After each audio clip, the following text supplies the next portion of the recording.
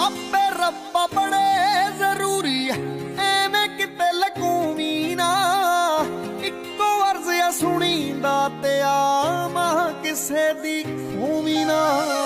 ਉੱਚੀ ਹਸਤੀ ਛੋ ਨਹੀਂ ਸਕਦਾ, ਰੱਬ ਮਾਂ ਤੋਂ ਵੱਡਾ ਹੋ ਨਹੀਂ ਸਕਦਾ।